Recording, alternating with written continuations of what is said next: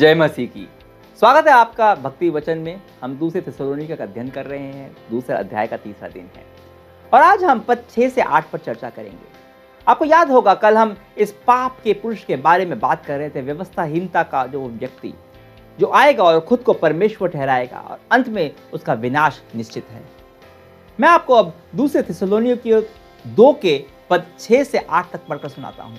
मैं हिंदी के easy to read अनुवाद से पढ़ रहा हूं क्योंकि यह अनुवाद सबसे सटीक लगता है। तो 6 से 8 पद में, और तुम जो अब यह जानते ही हो कि उसे क्या रोके हुआ है ताकि वह उचित अवसर आने पर ही प्रकट हो।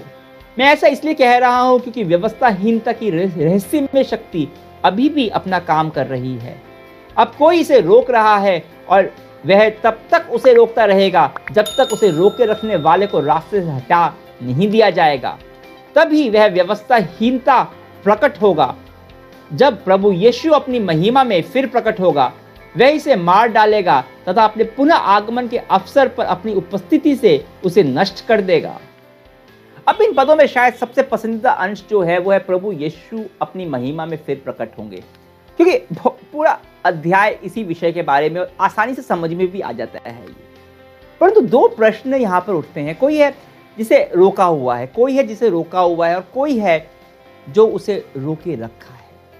पद 5 में हमने पढ़ा था कि पौलुस इस सब के बारे में उन्हें पहले बता चुका था और फिर से बता रहा है।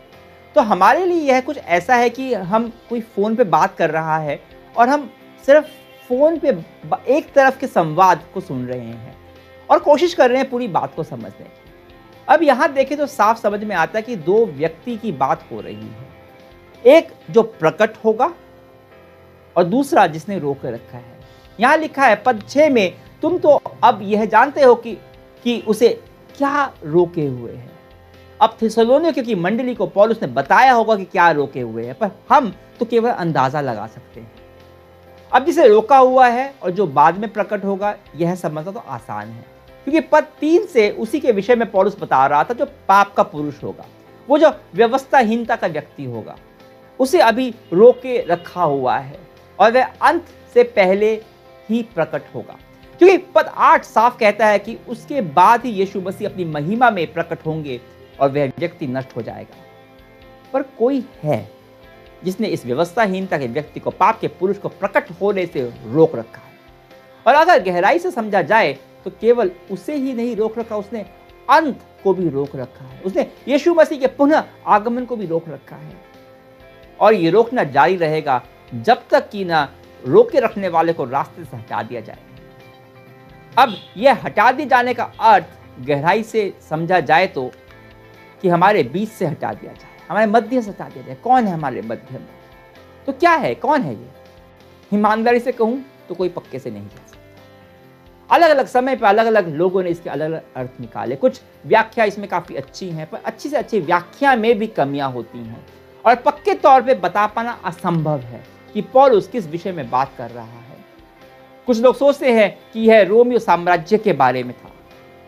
रोमियो साम्राज्य किसी प्रकार से इस पाप के पुरुष को रोके हुए है। कुछ लोग यह समझते हैं कि कलीसिया के बारे में बात हो रही है। जब कलीसिया उठा ली जाएगी तो बुराई पूरी तरह से इस संसार में फैल जाएगी। बहुत लोगों का मानना है कि यह पवित्र आत्मा के विषय में है। जब तक पवित्र आत्मा है, अनुग्रह का समय चल रहा है, पर जब पवित्र आत्मा का प्रभाव इस संसार से उठा लिया जाएगा तो शैतान की ताकत कई गुना बढ़ जाएगी। मेरा खुद का व्यक्तिगत राय भी यही है कि यहाँ पौलुस पवित्र आत्मा के बारे में ही बोल रहा है। परंतु यह वो पद है जिसके विषय में ऑगस्टीन जैसे विद्वान ने भी कहा था। मैं मानता हूं कि मेरे को इसका मतलब बिल्कुल समझ नहीं आता, पर फिर भी तार्किक दृष्टि से देखा जाए तो यह पवित्र आत्मा ही है। और पवित्र आत्मा, परमेश्वर की आत्मा कलीसिया में काम कर रहा है। वह चुने हुए को के हृदयों में काम करता है, उनके पाप का एहसास उन्हें दिलाता है, उद्धारकर्ता की आवश्यकता को महसूस कराता है और उन्हें यीशु के विश्वास में लेकर जाता है। एक बार कलीसिया उठा ली गई यीशु मसीह के वापस आने पे, तो पवित्र आत्मा का तो यह काम पूरा हो जाएगा ना। अभी पवित्र आत्मा लोगों के हृदय में जो बुराई है, व्यवस्थाहीनता है, उसे रोके रखता है। तो अंत से पहले उसका रोके रखने वाला प्रभाव हटा लिया जाएगा और बुराई का राज पूरी तरह से हो जाएगा। हो सकता है आप इस बारे में सोचकर अपना सिर खुजला रहे हो पर इससे एक बड़ा सवाल आता है, और वह सवाल यह है कि परमेश्वर उसे हमेशा के लिए ही क्यों नहीं रोक कर रखते। अलग तरह से यही सवाल पूछे तो परमेश्वर ने अदन की वाटिका में शैतान को काम करने दिया ही क्यों, या फिर परमेश्वर बुराई को अनुमति देते ही क्यों है। देखिए, परमेश्वर ने हमें स्वतंत्र इच्छा शक्ति दी है। हम अच्छाई चुन सकते हैं या फिर बुराई, पर चुनने के लिए विकल्प ही न हो तो स्वतंत्र इच्छा का मतलब ही क्या है। अब परमेश्वर ने केवल इसी कारण से बुराई को अनुमति दी इस संसार में, मैं ऐसा नहीं कह सकता। मैं यह ढोंग नहीं कर सकता कि मेरे को सब पता है। परमेश्वर की मैं वही बात जान सकता हूं जो परमेश्वर ने स्पष्ट तौर से अपने वचन में प्रकट की है। इसके अलावा परमेश्वर ने बुराई को क्यों इस संसार में अनुमति दी, मुझे नहीं पता। मेरे को बस यह पता है कि मेरे पास विकल्प है। या तो मैं परमेश्वर को चुन सकता हूं उसका, या फिर उसका विरोध कर सकता हूं।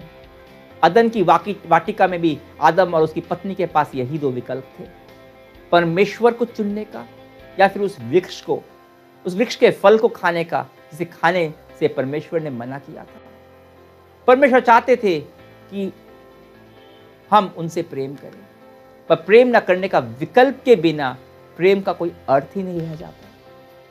तो यह पूरा बुराई का और विकल्प चुनने की यह बातें यीशु मसीह के आगमन से कैसे जुड़ी हुई हैं, क्योंकि यहां भी परमेश्वर ने विकल्प दिया है और यह विकल्प हमेशा है।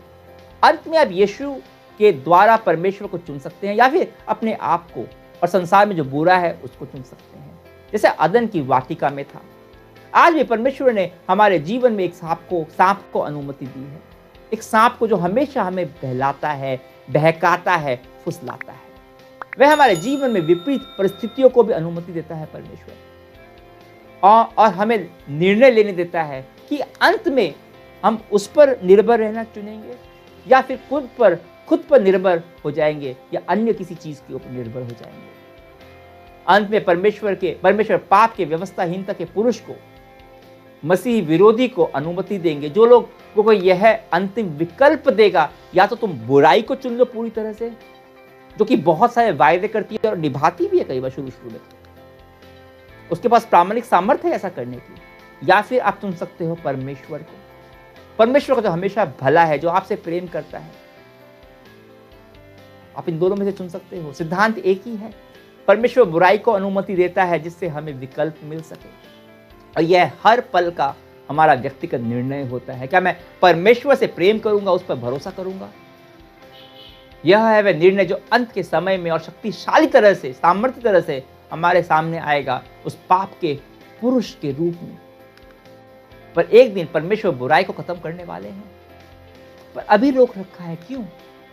फिर थोड़े समय के लिए उसे खुली छूट मिल जाएगी और उसके बाद बुराई हमेशा के लिए नष्ट हो जाएगी। आप सोच रहे होंगे कि क्यों रोक रखा है? उसके पूरी तरह से प्रकट होने के बाद वो पूरी तरह नष्ट हो जाएगा, तो क्यों रोक रखा है उसे? किस बात का इंतजार है परमेश्वर को? एक ही कारण है, क्योंकि वो चाहता है कि अधिक से अधिक लोग उसे चुनने का निर्णय लें। वो मौका देना चाहता है उसे चुनने का, उससे प्रेम करे बुराई से अधिक, अपने स्वार्थ से अधिक। क्योंकि जो लोग परमेश्वर को नहीं चुनेंगे, उसके प्रेम को जो यीशु मसीह में प्रकट होता है ठुकराएंगे, तो उस पाप के पुरुष के साथ वो भी नष्ट हो जाएंगे। और यह परमेश्वर को दुख देता है। बुराई परमेश्वर को आहत करती है, पर मनुष्य का, जिससे कि वो प्रेम करता है, नष्ट हो जाना उसे और अधिक तकलीफ देता है। दूसरे पत्रस 3:9 में बाइबल कहती है,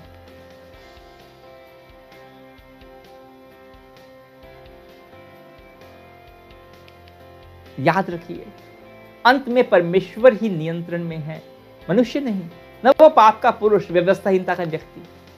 वो सोचेगा कि वो सर्वशक्तिमान है, वो कुछ भी कर सकता है, और केवल परमेश्वर ही है जो सर्वशक्तिमान है और उसके हाथ में सबकी नियति है। परमेश्वर के समय सारणी के हिसाब से ही वह प्रकट होगा और फिर नष्ट होगा। पर यह पद एक और बात कहते हैं, व्यवस्थाहीनता की रहस्यमय शक्ति अभी भी काम कर रही है।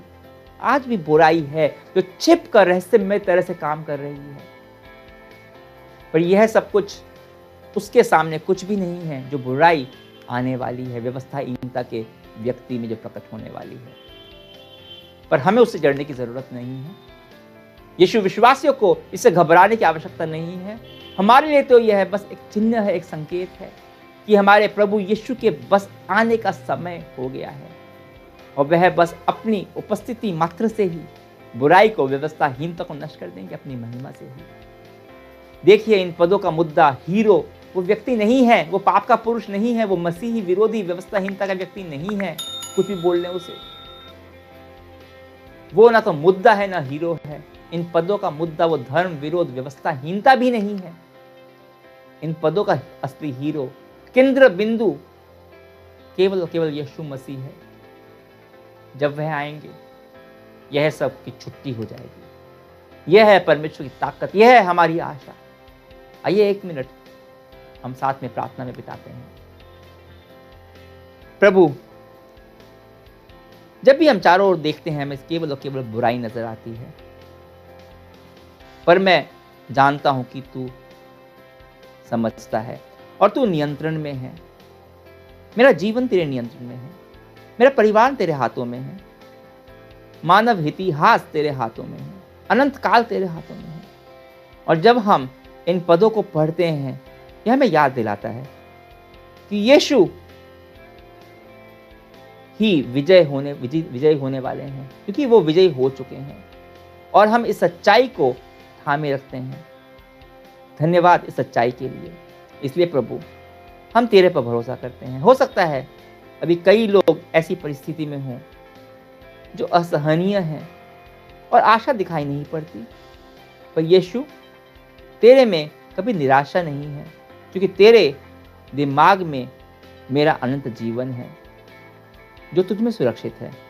मैं तेरे पर भरोसा करता हूँ। धन्यवाद यीशु, तेरे नाम से, आमीन। कल हम दूसरे थिस्सलुनीके के दूसरे अध्याय के पद 9 से 12 पर चर्चा करेंगे। तब तक के लिए अपने भाई विवेक रे को आज्ञा दीजिए। परमेश्वर की महिमा हो।